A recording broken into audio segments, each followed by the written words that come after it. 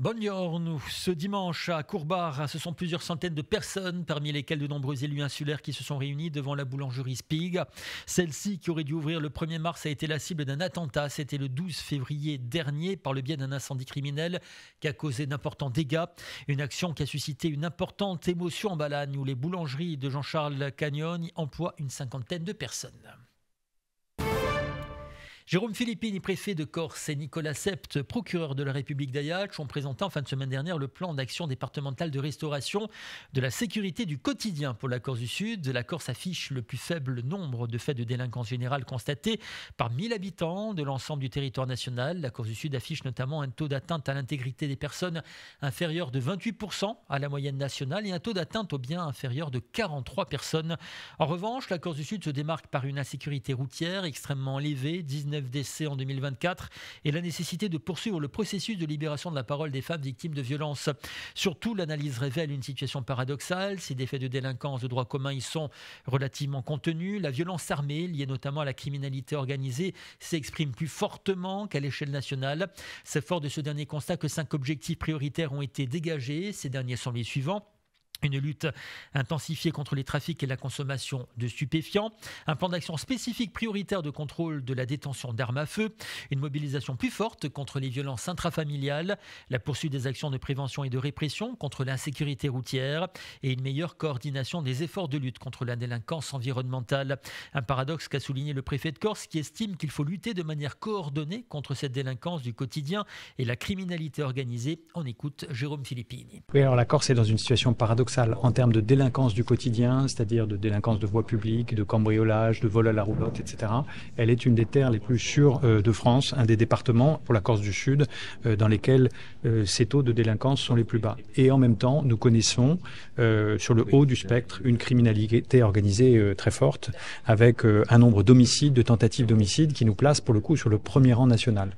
Donc ce que nous avons dit avec monsieur le procureur, c'est qu'on ne peut pas complètement dissocier les deux, parce que dans les deux cas, il y a un travail à faire sur la confiance à l'égard de l'autorité de police et de justice, une confiance à avoir pour que on fasse baisser la délinquance du quotidien. On a présenté un plan d'action avec 5 priorités, mais aussi qu'on continue de travailler sur le haut du spectre, c'est la criminalité organisée. On ne peut pas dissocier les deux. Nous avons travaillé avec monsieur le procureur de la République près le tribunal d'Ajaccio et les services de police, de gendarmerie et des douanes sur nos priorités. On en a retenu 5 pour l'année. La première, ce sont les stupéfiants, à la fois les trafics, la vente et la consommation de stupéfiants. Le deuxième, c'est le contrôle des armes, puisqu'il y a en Corse un nombre d'armes par habitant qui est trop élevé.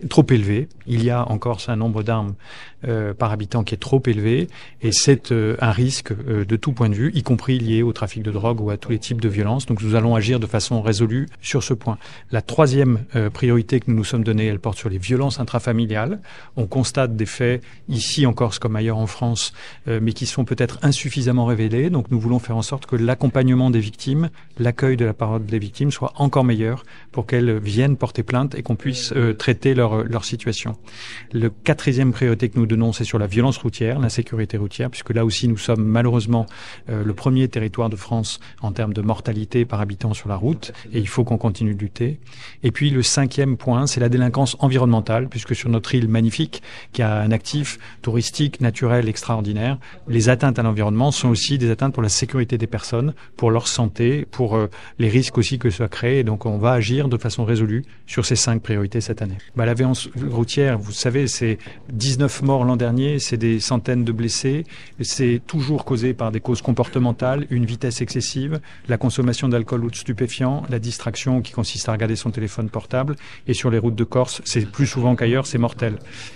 Ça touche des Corses, ça ne touche pas des gens qui viennent en vacances, ce sont des gens qui se tuent sur les routes toute l'année. C'est pas une question de météo ou d'état des routes, c'est vraiment une question de comportement. Donc on peut éviter cette violence routière. Certaines personnes sont plus à risque que d'autres. Les motards, les 2 roues sont plus en fragilité. Les jeunes doivent être accompagnés aussi pour, dès qu'ils prennent le volant, être beaucoup plus conscients des risques qu'ils prennent. Et on va continuer d'en faire un effort très important sur la prévention et puis sur la répression avec des contrôles, notamment quand il s'agit de consommation d'alcool ou de consommation de stupéfiants. Ça peut vous conduire à perdre votre permis et à ne plus pouvoir rouler ensuite. Pour le procureur de la République d'Ayatch, où la lutte contre le trafic et la consommation de stupéfiants demeure une priorité concernant la criminalité organisée, même si ce n'était pas l'objet de la conférence de presse ce vendredi, Nicolas Sept a avancé un certain nombre de pistes sous forme de moyens supplémentaires qui pourraient être mises en place.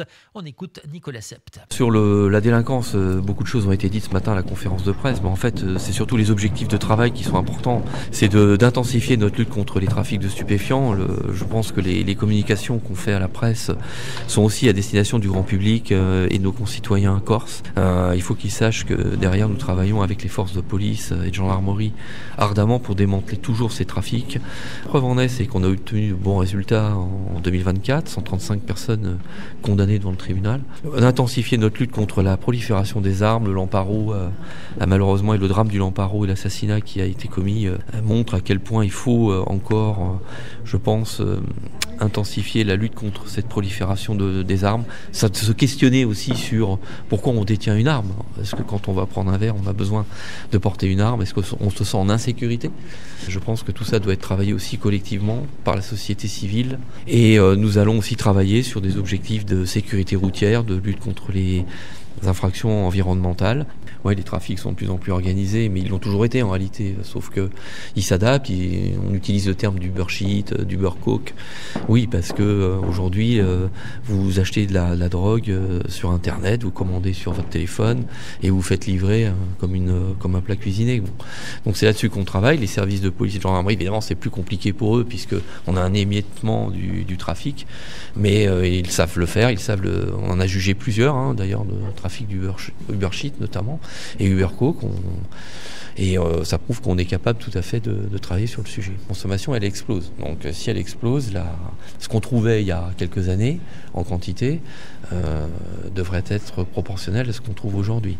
Et comme la consommation explose, les saisies, effectivement, sont aussi plus importantes. Donc oui, il y a une demande qui est croissante.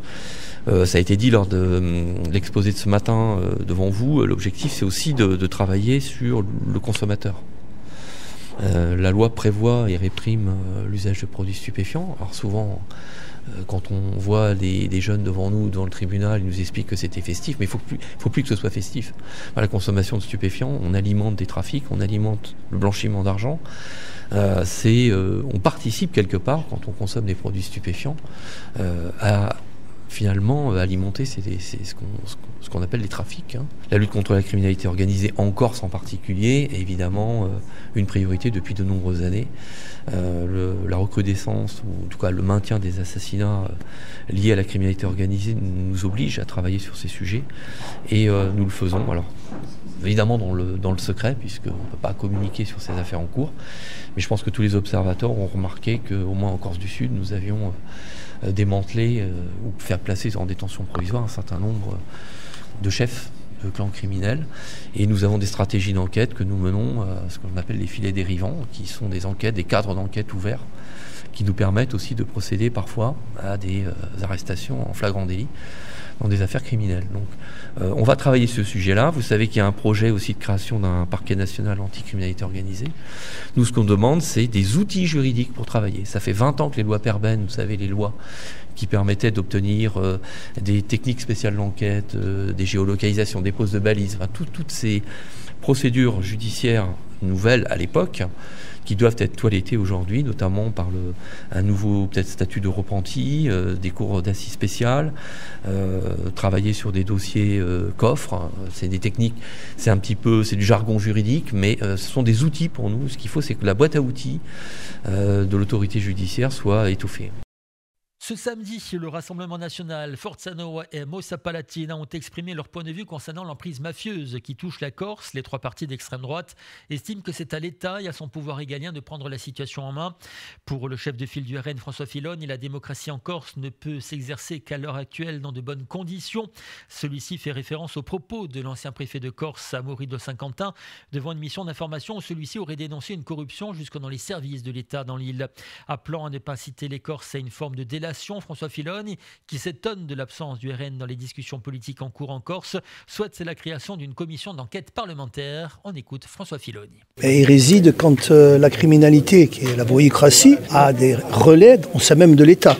Et ces relais, aujourd'hui, la déclaration du préfet de région partant devant la commission d'enquête, les a mises à jour, puisqu'il dit qu'au sein de l'État, il y a de la corruption. Donc ces propos étaient confirmés par le procureur général, ce qui veut dire comment voulez-vous qu'on avance dans un monde démocratique quand la collusion est au sein même de ceux qui ont en charge le contrôle de la légalité ou de faire des actions de police ou de justice. Mais pour répondre à ça, on réclame une commission d'enquête qui mette à jour jusqu'à quel niveau les choses sont avancées dans ce domaine-là, de manière à mettre fin et que la société corse reparte avec des contrôles de légalité qui fonctionnent et qu'on retrouve une prospérité en matière économique, sachant qu'aujourd'hui, beaucoup de marchés prêtent à sujet. Au-delà de ça, vous avez dit aussi que les Corses ne doivent pas, entre guillemets, devenir des délateurs pour combler les failles de l'État. Qu'est-ce que ça veut dire pour vous? Ça veut dire qu'un Corse qui a connaissance d'un fait relatif à la dérive mafieuse, un assassinat ou quelque chose qui a la dérive mafieuse, ne doit pas aller témoigner parce qu'il serait délateur? Mais non, il y a le citoyen qui, lui, va faire son rôle de citoyen, mais vous n'allez pas demander à un simple citoyen d'aller se transformer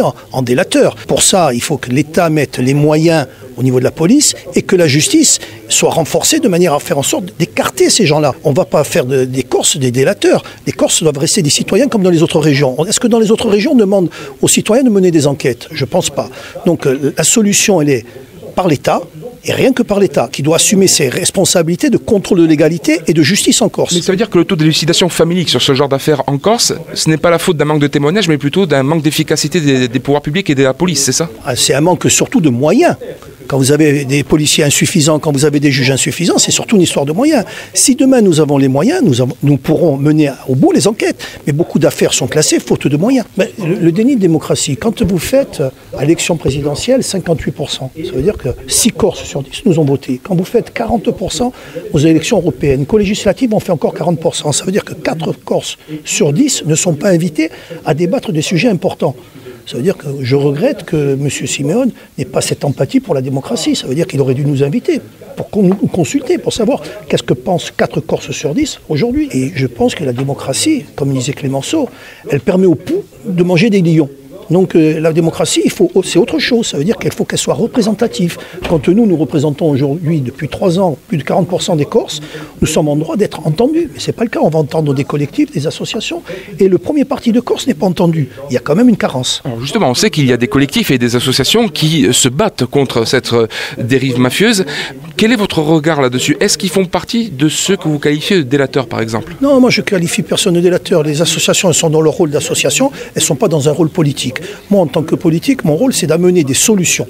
Et les solutions, ça passe par des moyens à la justice, ça passe par des moyens à la police, de manière à ce que les enquêtes puissent être menées avec les moyens. Faute de moyens, je vous le dis, les enquêtes seront classées. Et ça permettra aussi de mettre à jour les collusions, parce que pour qu'il y ait mafia, il faut qu'il y ait collusion entre le grand banditisme et l'État. Et c'est le cas qu'a dénoncé le préfet.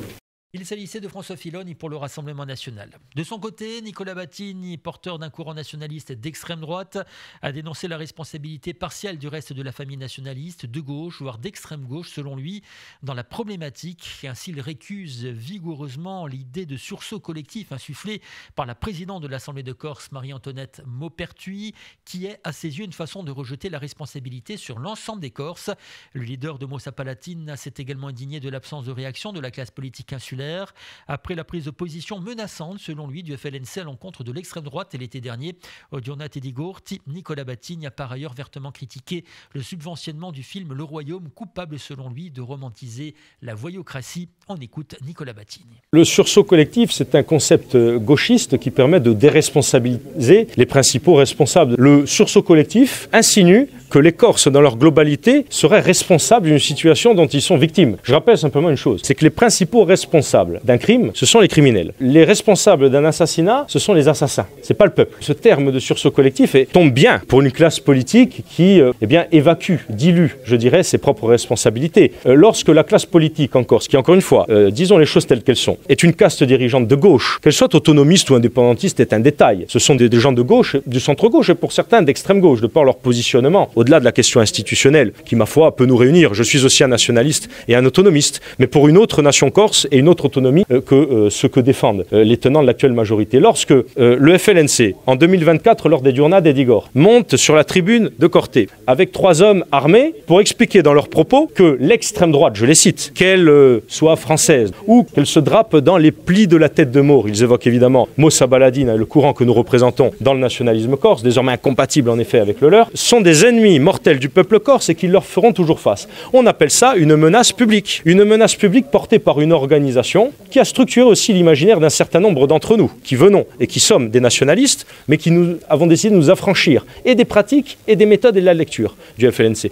Lorsqu'une telle déclaration est faite, aucune réaction du reste de la classe politique, comme si c'était normal. Et ceci, évidemment, entretient un climat délétère de violence. Lorsque vous avez un certain nombre de responsables politiques qui sont présents, non pas à titre de leur fonction, mais personnellement, ce qui compte quand même en politique, sur les tapis rouges du Festival de Cannes pour faire la promotion de la sortie d'un film qui, selon un certain nombre d'observateurs, romantise la voyoucratie. Et qu'ils le font en plus avec la subvention de la même collectivité de Corse qui, 2 semaines plus tard, à travers Nanette Maupertuis, va nous expliquer qu'il faut, je cite, en arrêter, en finir avec la culture du voyou et développer la culture du citoyen. Venant de gens qui peuvent subventionner des productions de l'industrie cinématographique qui clairement participent à ce culte du voyou, cela n'impacte pas la liberté des gens, chacun fait ce qu'il veut. Si vous l'avez vu, en quoi il romantise justement ce film, si vous l'avez vu? Mais je ne suis pas ici évidemment pour produire une critique de cinéma, mais le subventionnement est un acte politique. Et la présence sur le tapis rouge est un acte politique. Nous avons besoin d'une application plus ferme des lois de répression vis-à-vis du banditisme. Je constate que dans l'échiquier politique français, ceux qui portent ce genre de revendication de fermeté, ce sont les partis de droite, et parfois les plus à droite. Et je m'étonne de voir la collectivité de Corse pourtant faire des courbettes permanentes à la gauche et à l'extrême gauche, qui demandent de vider les prisons et qui demandent toutes les politiques de permissivité vis-à-vis du grand banditisme. Il y a, en l'occurrence, une énième incohérence, sinon une énième duplicité. Mais au-delà de cette critique de ceux qui ne partagent pas le même nationalisme que le vôtre, aujourd'hui, concrètement, qu'est-ce que vous proposez pour lutter contre le fait que des Corses font couler le sang de notre Corse et parfois en commettant de dramatiques méprises comme il y a une semaine? Nous proposons tout simplement l'application de mesures extrêmement fermes en matière de justice. Et nous demandons en effet un investissement particulier dans les politiques publiques en matière de répression du grand banditisme. Nous sommes très clairs, nous sommes pour une politique particulièrement sévère. Je constate une chose, c'est que le sénateur de Haute-Corse, Paolo Zantubarige, a proposé une mesure qui va dans ce sens. Et nous la saluons. Nous sommes tout de même étonnés de voir que dans la soirée, le président de l'exécutif est allé contre des mesures particulièrement importantes de ce que propose Paolo Zantubarige, qui pourtant fait partie de la même formation politique. L'action des collectifs Massimo Susini et Amafiano Avitaille, qu'est-ce que vous en pensez? Les collectifs ont le droit de mener l'action qui est la leur. Et moi, je suis en droit de me borner à dire que ceux qui ont la capacité et la légitimité dans la société de dire ce qui est criminel et ce qui ne l'est pas, c'est la justice, après décision devant un tribunal. Et j'ai toujours tendance à établir quelques distances, sinon à me méfier des acteurs de la vie politique qui s'érigent en paladins blancs et qui se permettent de pointer du doigt un certain nombre de gens en disant eux sont sales, en sous-entendant qu'eux sont plus blancs que neige. Ce sont des délateurs, selon vous, ce sont des délateurs? Non, mais vous savez, ce terme, je ne suis pas particulièrement attaché au terme de délation ou délateur. Vous savez, dans une société démocratique, lorsqu'il y a des gens qui entendent dénoncer un certain nombre de choses, bon, ben, c'est leur droit. Et c'est très bien, mais à condition que ces choses soient factuelles et qu'elles ne consistent pas, encore une fois, à s'ériger en inquisiteur ou en accusateur public. Je prends ce sujet, évidemment. Nous pouvons évidemment aussi parler d'un certain nombre d'organisations d'extrême gauche revendiquées comme féministes qui s'amusent à nommer un tel et à faire justice sur la place publique. Et je l'avais dit lors d'un débat avec Monsieur Batteste, qui avait d'ailleurs qui m'avait fait remarquer le fait que nous nous exprimions peu sur le grand banditisme, comme pour insinuer quelque chose. J'étais quasiment sur le point de rappeler à Monsieur Batteste qu'il y a une dizaine d'années, lorsque j'étais un nationaliste incarcéré, lui était le chef de file de la campagne Libertà per gli Orsoni. Voilà. Je pense encore une fois que lorsque l'on s'érige en donneur de leçons et de morale, il s'agit de faire en bon chrétien œuvre de jugeote en regardant plutôt la poutre qui est dans son propre œil plutôt que de regarder la paille qui est dans celle du voisin. En sport, en football Ligue 2, c'est une victoire XXL qu'a signé l'Assayach samedi soir sur la pelouse de Metz, deuxième avant ce match, 1-0. Après 20 premières minutes au cours desquelles les Ajacciens ont été largement dominés par une formation messine désireuse de marquer rapidement. Et les Assayistes, peu à peu, ont sorti la tête de l'eau. Certes, les joueurs de Thierry Debesse ont eu de la réussite et furent notamment sauvés 2 fois par leur montant, mais ces derniers ont laissé passer l'orage avant de donner ensuite du fil à retordre Lorrain, qui ne s'attendait peut-être pas à une opposition aussi tenace. En seconde période, les Ajacciens faisaient douter de plus en plus une formation messine en manque d'inspiration. Les ours se montraient même dangereux à quelques occasions. Et alors que l'on pensait que l'on se dirigeait vers un partage des points, qui était déjà un excellent résultat pour les Blancs et Rouges, les Ajacciens inscrivaient l'unique but du match sur un coup franc mal négocié par Baudard, le gardien messin. Ce dernier, emporté par son élan dans son but, relâchait le ballon dans les pieds de Ben Touré, qui avait bien suivi. L'attaquant ajaccien ne se faisait pas prier pour donner la victoire à son équipe. Avec cette victoire aux allures d'exploit, l'ACA rejoint Pau à la 10e place du classement général. Les Ajacciens comptent désormais 14 points d'avance sur Caen, 9 sur Martigues et 5 sur Clermont. Autant dire que le maintien des ACistes se trouve désormais bien engagé. Et puis en volley, en Ligue B, le GFC a frappé également un grand coup samedi soir dans la salle de Fréjus. Les Diables Rouges se sont imposés dans la salle de leur dauphin sur le score étriqué de 3-7-2. Battus dans la première manche ainsi que dans la troisième, les Rouges et Bleus ont accéléré dans les deux derniers sets, remporté 19-25 et 14-16 au tie-break. Cette nouvelle victoire assure quasiment mathématiquement la première place du GFCA qui va donc terminer en tête de la phase régulière du championnat. Les joueurs de Frédéric Fernandez se doivent à présent de bien négocier les quelques matchs qui restent à jouer et peuvent d'ores et déjà préparer les playoffs. Le GFCA, qui sera le grand favori de cette seconde phase, visera ni plus ni moins que l'accession et le titre, bien entendu. Nous sommes le lundi 24 février 2025, jour de la Saint-Modeste. Le ciel est très nuageux à couvert en Haute-Corse avec des averses qui seront possibles un peu partout et toute la journée. Sur la Corse du Sud, le ciel sera variable et très nuageux. De rares averses se produiront également dans l'après-midi, mais ces dernières resteront peu abondantes et localisées. Le vent en demeure faible. Les températures sont toujours très douces pour la saison. Il fera jusqu'à 18 degrés cet après-midi du côté de Portivet, Bonivad, 16 à Ayat, 15 à Bastia, Cal, Vilise ou la Propia, Corti, 13 à Sartè, Rouliano, 12 à Pronello di Fiumor, Buccervio, Nizzic et Pietralba. Ce journal est terminé. Vous écoutez Radio Alta Breguanza. Je vous remercie de l'avoir suivi et vous donne rendez-vous tout de suite pour votre agenda culturel.